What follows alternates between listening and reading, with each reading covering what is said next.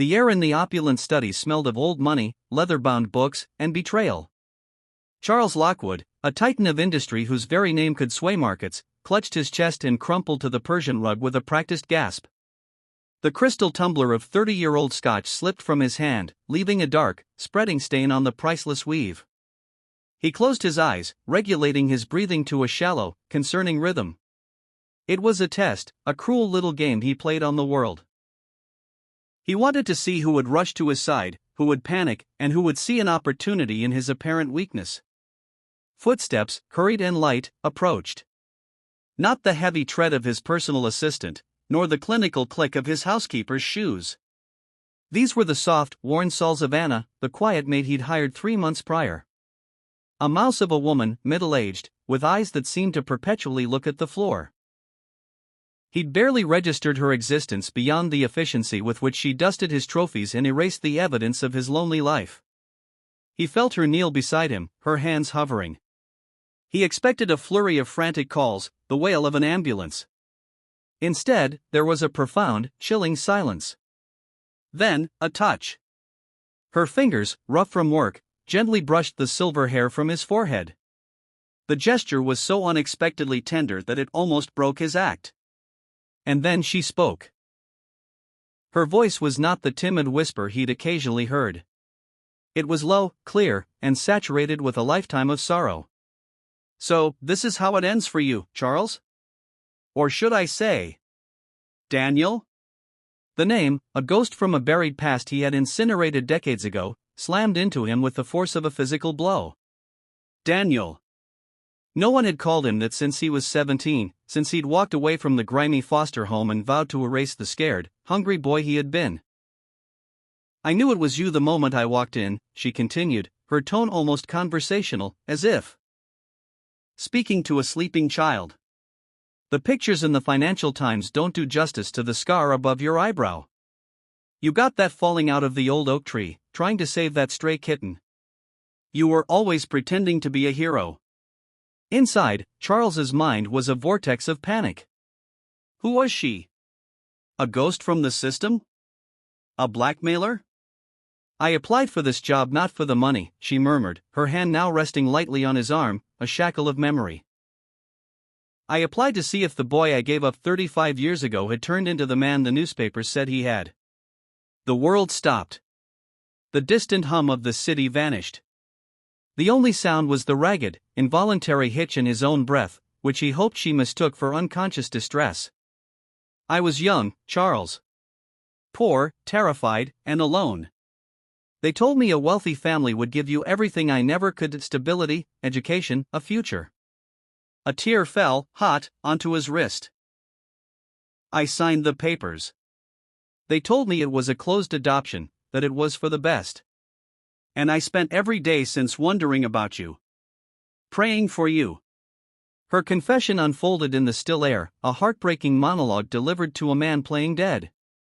She spoke of the years spent scanning faces in crowds, of saving clippings about the rising star Charles Lockwood, her heart seeing a familiar curve of a smile in the grainy newsprint. She spoke of her own life. A small, quiet existence built around the absence of him. A failed marriage that couldn't withstand the gravity of her grief, a series of cleaning jobs that kept her invisible, a perfect cover to finally get close to the son she'd never held. "I didn't want anything from you," she wept, her voice cracking. "I just wanted to know if you were happy. And I see it now. All this temple of gold and loneliness. You have no one, do you? Just like I have no one. We built separate prisons, you and I, out of the same heartbreak." Each word was a scalpel, meticulously dismantling the fortress of his identity. His ruthless drive, his inability to trust, his coldness in relationships, they weren't just personality traits, they were the symptoms of a primal wound he'd refused to acknowledge. He had built an empire to prove he was nobody's abandoned child, only to be found, in his fakest moment of weakness, by the very source of that abandonment. The shocking revelation wasn't just her identity. It was the devastating irony. He'd spent a lifetime acquiring power to feel safe, to feel wanted, and all the while, the woman who had loved him enough to let him go was polishing his silver, aching in silence. A dam broke within him. A sob, raw and real, tore from his chest. He could pretend no longer. His eyelids fluttered open. Anna gasped, snatching her hand back as if burned. Her face, lined with years of hardship and etched with the shock of his awakening, was a mirror of his own shattered soul. In her eyes, he didn't see a maid, a stranger, or even a blackmailer. He saw his own haunted reflection, his same blue eyes staring back, filled with a lifetime of unasked questions. "You," he croaked, his voice unrecognizable. "All this time. I thought I was nobody." "You were never nobody," she whispered, her body trembling. "You were my everything. I just didn't get to keep you." The heartbreak in the room was a tangible thing, thick and suffocating. It was the heartbreak of years lost, of lullabies unsung, of Christmases spent in separate, silent rooms. It was the agony of a mother who had carried her secret like a stone, and a son who had built his life on the foundation of that same secret, misnamed as ambition. Charles, the powerful millionaire who commanded boardrooms, slowly pushed himself up. He didn't look at the sprawling city view from his window, the symbol of his conquest. He looked at the calloused hands of the woman kneeling before him, hands that had let him go so he could fly. Hands that had cleaned his house just to be near him. He reached out, his own hand, the one that signed million-dollar deals, shaking. He didn't take her hand. He simply placed his over hers, a bridge across a 35-year chasm. There were no easy fixes, no magical subscriptions to a happy ending. The life-changing truth had been laid bare, shattering the glass house of his existence.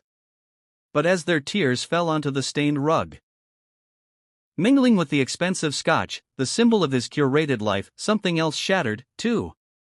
The illusion of his solitary self. The powerful message wasn't in the dramatic reveal, but in the devastating, quiet aftermath, that our greatest tragedies are not always the things that happen to us, but the loves we never know we had, waiting silently in the next room, dusting our trophies and mourning our absence. The journey to pick up those pieces, together, would start with a touch, and a truth that finally set them both free.